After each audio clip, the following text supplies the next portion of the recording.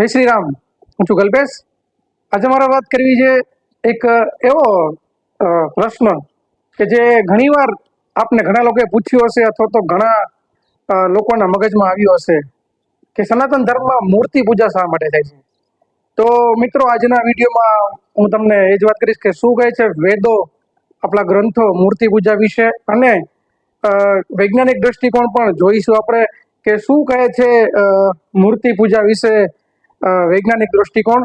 તો આજનો વિડીયો ખાસ છેલ્લે સુધી જોજો, જેથી આપને પણ આપના જો આ પ્રશ્ન ઉઠ્યો હતો તો કોઈ પ્રશ્ન કરે તો આપણે જવાબ દેવાનો ખ્યાલ આવે કે સનાતન ધર્મમાં મૂર્તિ પૂજા એ ખરેખર કરવી જોઈએ કે ન કરવી જોઈએ. તો આપણે વિડીયોમાં આગળ જોઈશું. ખાસ કરીને જ્યારે મૂર્તિ પૂજા જે પ્રશ્ન છે બધાના મનમાં, એની જ્યારે હું વાત કરવા માંગીશ એ પહેલા હું તમને એક ઉદાહરણ આપીને સમજાવીશ. જે એક વિડીયો ક્લિપ છે, આપ જોઈ શકો છો કે મહારાજ મંગળસિંહ કે જેમની ત્યાં એક સંત આવેલા હોય છે, અને સંત અને મંગળસિંહ જ્યારે વાતચીત કરતા હોય છે ત્યારે મંગળસિંહ જે છે એ સંતને કહે છે કે મને જે મૂર્તિ પૂજા જે છે એ મને અર્થવિહીન લાગે છે. મૂર્તિ પૂજાનો કોઈ મતલબ જ નથી રહેતો. ભગવાનનો તો કોઈ આકાર નથી, નિરાકાર છે. ત્યારે જે સંત એમની ત્યાં આવેલા હોય છે એ કહે છે કે એવું છે, કંઈ વાંધો નહીં. એ જે રૂમમાં હોય છે, રૂમની એક બાજુ જાય છે, ત્યાં મંગળસિંહના પિતાશ્રીનો ફોટો હોય છે. સંત કહે છે કે આ કોણ છે? તમારા પિતાજી છે? તો કે હા. તો એ સંત કહે છે કે જો હું તમારા પિતાશ્રીના ફોટા પર થૂકું? તો કે મારા પિતાજીના ફોટો પર તમે થૂકશો? કે કેમ થૂકશો? શું કામ થૂકશો? એટલે એ સંત કે અરે ભાઈ, આ તો તમારા પપ્પાનો ફોટો છે, તમારા પપ્પા થોડા છે. આ તો ખાલી તમારા પપ્પાનો ફોટો છે, જેમાં તમે તમારા પપ્પાને નિહારો છો. કે તમારા પપ્પા થોડા છે, તમારા પપ્પા પર થોડો થૂકું છું, હું તો એના ફોટા પર થૂકવાની વાત કરું છું. એટલે મહારાજ મંગળસિંહ કે મારા પપ્પાના ફોટા પર થોડો થૂકવો દઈશ. એટલે સંત કે છે બસ આ જ વાત છે. ભગવાન પણ એ જ છે. ભગવાનની જે મૂર્તિ છે એ પણ એ જ વસ્તુ છે. મૂર્તિ છે, ભગવાન નથી. પણ અમને બધા લોકોને એ ભગવાનની એમાં ઉપસ્થિતિ, ભગવાનનું એમ દ્રશ્યમાન થઈ છે, ભગવાનની એક કલ્પના થઈ છે, એટલે અમે એમની પૂજા કરી છે. એટલે કે મહારાજ મંગળસિંહને આ વાત એ મગજમાં બેસે છે, ધ્યાનમાં આવે છે, અને એને એની ભૂલ સમજાય છે કે ખરેખર મૂર્તિ પૂજા એ શું છે. એ મૂર્તિ એ ભગવાન નથી, પણ એક ભગવાનનું સ્વરૂપ છે, એક એનો સાક્ષાત્કાર છે. એટલા માટે એ મૂર્તિ પૂજા છે એને આપણે અનવલિત ન કહી શકીએ. બીજા ધર્મના લોકો હિન્દુ ધર્મનો મજાક ઉડાવતા હોય છે કે આપણે મૂર્તિ પૂજા કરી છે, અંધશ્રદ્ધા છે, આ છે. તો મેં ચર્ચમાં જીસસ ક્રાઇસ્ટની જે બે હાથ ઊંચા રાખીને એવી મૂર્તિ પણ જોયેલી છે. તો એ શું છે?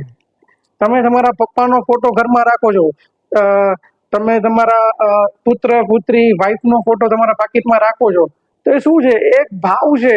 એ તમારી વાઈફ કે તમારા ખીચામાં કે પોકેટમાં કે તમારા છોકરા પોકેટમાં નથી, પણ એનો ફોટો છે, એક એનું સ્વરૂપ, એ તમને યાદ અપાવે છે, એની અનુભૂતિ કરાવે છે. એટલે એ એક જાતની મૂર્તિ પૂજા જ છે. મૂર્તિ પૂજા એટલે કે કોઈ બી એક સ્વરૂપને આપણે ધ્યાન કેન્દ્રિત કરવું, એ ધ્યાનને એ આપણા મગજમાં રાખવું, એનો વાસ, એનો અહેસાસ કરવો, એટલે કે એ મૂર્તિ પૂજા છે. હવે મિત્રો, હું આગળ તમને વાત કરું કે આપણા જે વેદો પુરાણો છે એમાં શું લખ્યું છે. ખાસ કરીને મિત્રો, આપણા વેદોમાં કોઈ કહેવાય છે કે સ્પષ્ટપણે લખેલું નથી મૂર્તિ પૂજા વિશે, પણ હા, એનો દ્રષ્ટાંત લઈને ઘણા બધા લોકો મૂર્તિ પૂજાનો વિરોધ કરી રહ્યા છે. પરંતુ મિત્રો, વેદોમાં ઘણી બધી જગ્યાએ એક કલ્પના, જેમ કે ચતુર્ભુજ છે, આ સ્વરૂપ છે, આ રૂપ છે, એની વાતો કરેલી છે. એટલે કે સ્વરૂપની વાત કરેલી છે. એટલા માટે કહી શકીએ કે આ મૂર્તિ પૂજાની કદાચ વાત નહીં કરી હોય, પરંતુ સ્વરૂપની વાત થઈ હશે. એટલે સ્વરૂપ બી એક દ્રષ્ટિમાન થવું, કોઈ બી વસ્તુનું ચિત્ર, સ્વરૂપ, તો એ બી એક મૂર્તિ પૂજા જ છે. ખાસ કરીને આપણે જોવા જઈએ તો આપણો સનાતન ધર્મ તો એ અનંત છે, આદિ અનાદિ અનંત છે. પણ આપણા ગ્રંથો જેવા કે ભગવદ્ ગીતામાં સ્પષ્ટ અધ્યાય નંબર 12 શ્લોક 5 ભગવાન શ્રી કૃષ્ણે કહ્યું છે કે નિર્ગુણ નિરાકાર ઉપાસના કઠિન છે. એટલે કે તમારી સામે જ્યારે કોઈ ભગવાન એ દ્રશ્યમાન ન થાય, જેમ કે આપણે હનુમાનજી મહારાજની કલ્પના કરીએ, એની મૂર્તિ જ્યારે જોઈએ તો એ આપણી સામે દ્રશ્યમાન થાય કે એમના આટલું બધું બલશાલી છે, એના હાથમાં ગદા હોય છે. એવી જ રીતે આપણે કૃષ્ણ ભગવાનની કે વિષ્ણુ ભગવાનની કલ્પના કરીએ તો એને ચતુર્ભુજા છે, એક હાથમાં ચક્ર છે, શંખ છે, ગદા છે. એટલે કે શિવ ભગવાનની જો આપણે યાદ કરીએ તો એમના હાથમાં ત્રિશુલ હોય છે, ડમરું હોય છે, એમના ગળામાં નાગ હોય છે. એટલે કે એક સ્વરૂપ ની જે આપણે કલ્પના કરી છે, એક સ્વરૂપ આપણી સામે દ્રશ્યમાન થાય છે, જેથી કરીને આપણે પૂજા કરવી અને ભગવાનની સમક્ષ જોડાવવું એકદમ સરળ હોય છે. એટલે કે મિત્રો આપણે જ્યારે મંદિરમાં જઈએ છીએ ત્યારે આપણે એક આભાસ થતો હોય છે, આપણે એક અહેસાસ થતો હોય છે કે આપણી સામે કોઈ છે જેની સાથે આપણે વાત કરી શકીએ છીએ, જેની સામે આપણે આપણી ખુશી શેર કરી શકીએ, જેની સાથે આપણે આપણું દુઃખ કહી શકીએ છીએ, એવી એક કોઈ શક્તિ ત્યાં વિરાજમાન છે. અને મિત્રો ખાસ કરીને શિવલિંગ, વિષ્ણુ ભગવાન, શ્રીરામ, કૃષ્ણ, હનુમાનજી અને માતાજીની જ મૂર્તિ સ્વરૂપ હોય છે. અન્ય કોઈ દેવી દેવતાઓ કોઈ મૂર્તિ સ્વરૂપ કેવું હોતા નથી. અને બ્રહ્મસૂત્ર જે કહે છે કે પ્રતિમા હિ દેવોતમ, એટલે કે પ્રતિમા જ દેવ શક્તિનો નિવાસ હોય છે. એટલે કે મિત્રો જોવા જઈએ તો જે પણ મૂર્તિઓની આપણે સ્થાપના કરવામાં આવે છે ત્યાં એ એમણામ નથી થતી. એ મૂર્તિ કોઈ બી પથ્થરની મૂર્તિ નથી, પણ એને જે આકાર આપવામાં આવે છે અને ત્યારબાદ આપણે જ્યાં પણ પ્રતિષ્ઠા કરવામાં આવે મૂર્તિની, ત્યારે એની પ્રાણ પ્રતિષ્ઠા કરવામાં આવે છે.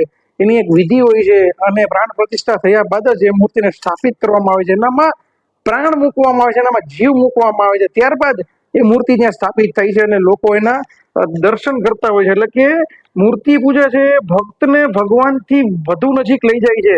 મંદિરમાં જ્યારે જાય છે ત્યારે એક શક્તિનો એક અહેસાસ હોય છે કે તેની સમક્ષ આપણે વાતચીત કરી શકીએ છીએ. અને ખાસ કરીને જો વૈજ્ઞાનિક દ્રષ્ટિકોણ જોઈએ તો મૂર્તિ પૂજા એટલે કે કોઈ મૂર્તિ, આપણે કોઈ બી જગ્યાએ જઈએ તો મૂર્તિ જે વસ્તુ છે એટલે આપણું ધ્યાન ત્યાં કેન્દ્રિત થઈ જાય છે. મિત્રો આપણે કોઈ બી જગ્યાએ આરતીમાં હોય મંદિરે તો જોઈએ છીએ કે ઘણા બધા લોકો એકી સાથે હોય છે, પણ આપણું ધ્યાન જે આરતી થતી હોય અથવા તો દર્શન કરવા આવ્યો ત્યારે મંદિરમાં લોકો પણ હોય, બધાનું ધ્યાન એક જ જગ્યાએ ફોકસ હોય છે, મૂર્તિ ઉપર.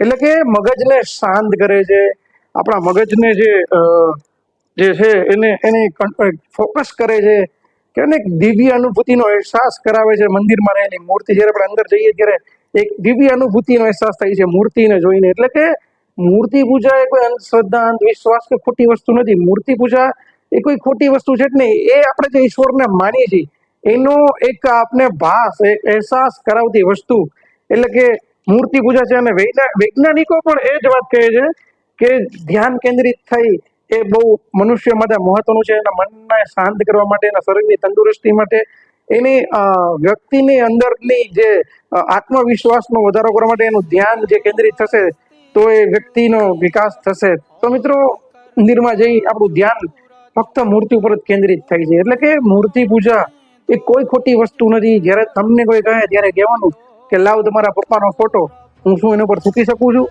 એટલે તમને કહેશે નહીં. શું કામ? એને કેમ કે એને એમના પપ્પાનું અહેસાસ થાય છે, એનો વાસ થાય છે. એમ જ આપણે મૂર્તિમાં આપણે ભગવાનનો અહેસાસ થાય છે, એનો ભાસ થાય છે. મૂર્તિ ભગવાન નથી, પણ એનું સ્વરૂપ છે, એના હોવાનો આપણે અહેસાસ કરાવડાવે છે. એ મૂર્તિ પૂજા છે.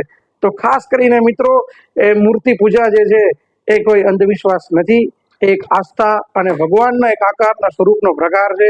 માટે અંધવિશ્વાસ નહીં લઈએ. જે કોઈ લોકો વિરોધ કરે છે તેને પ્રેમથી આ વસ્તુ સમજાવીશું કે આ વસ્તુ મૂર્તિ પૂજાનું આ છે. તો ખાસ કરીને વિડીયો જો મિત્રો જો મારા વિડીયોમાં સુધી આવ્યા છો તો મારી ચેનલને સબસ્ક્રાઇબ કરજો, વિડીયોને બધા લોકો સુધી શેર કરજો જેથી આ વાત બધા લોકો સુધી પહોંચે. કોમેન્ટમાં લખજો કે તમને મારી વાત કેવી લાગી, કોમેન્ટ જરૂર કરજો. જય શ્રી રામ જરૂર લખજો. તો મળીશું આવા જ એક ધાર્મિક વિડીયો સાથે. ત્યાં સુધી કલ્પેશ આપ સૌને જય શ્રી રામ.